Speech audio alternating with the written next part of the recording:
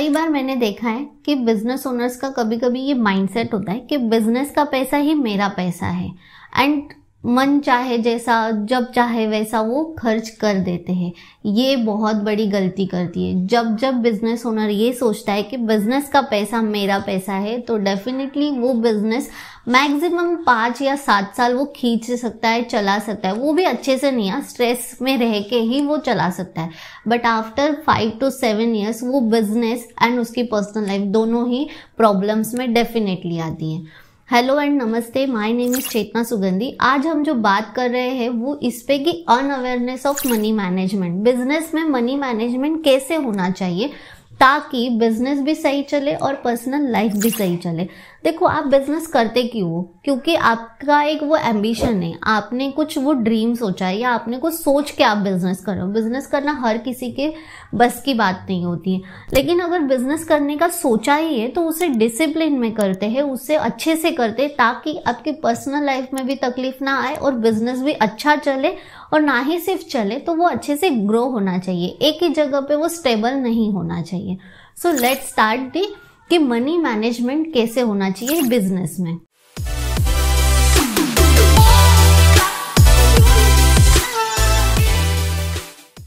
सबसे पहले तो मैं ये बता दूं कि मनी मैनेजमेंट होता क्या है।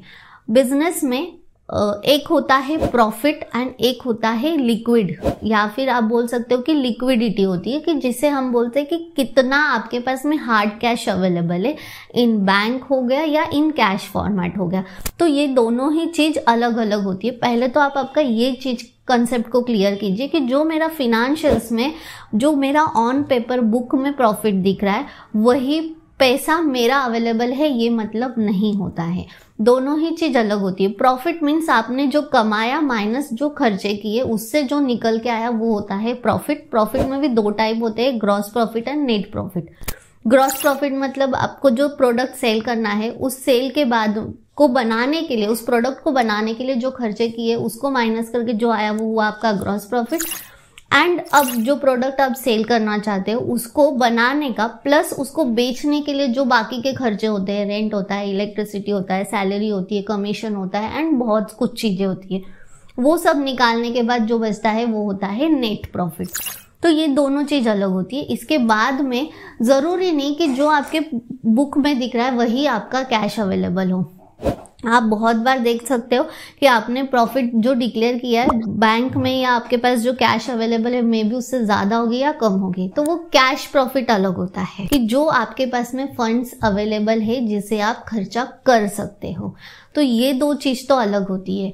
आज मैं आपको कुछ पॉइंट्स बताने वाली हूँ जिसे अगर आप नहीं करते हो, वो मिस्टेक्स अगर आप नहीं करते हो तो डेफिनेटली आपका ऑटोमेटिक उसका जो रिजल्ट होगा वो यही होगा कि आप आपके बिजनेस में मनी को अच्छे से मैनेज कर रहे हो।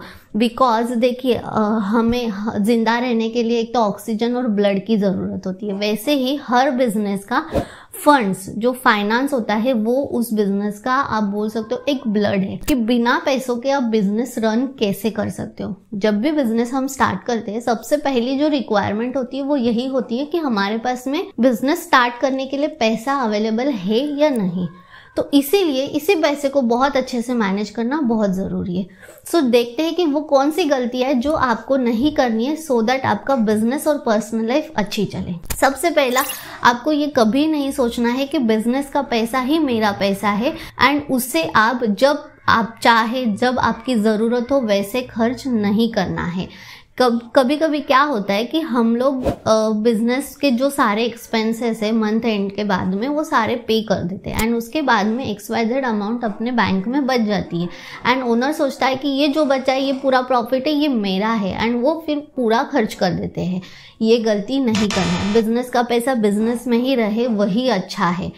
आपको चाहे आप प्रोप्राइटर हो, पार्टनरशिप फर्म में कर रहे हो या प्राइवेट लिमिटेड है, आपको एक स्पेसिफिक अमाउंट डिसाइड करनी चाहिए कि जो आपको एवरी मंथ उस बिजनेस से विड्रॉ करनी है। जो भी आपके खर्चे होंगे, जो भी आपका रोल होगा, जैसे आपको कंफर्टेबल हो वो अमाउंट आप डिसाइड कीजिए एंड उसी अमाउंट को एवरी मंथ अपने बिजनेस से निकालना स्टार्ट कीजिए, ना कि बिजनेस में बचा हुआ पूरा पैसे को आपको यूज करना है।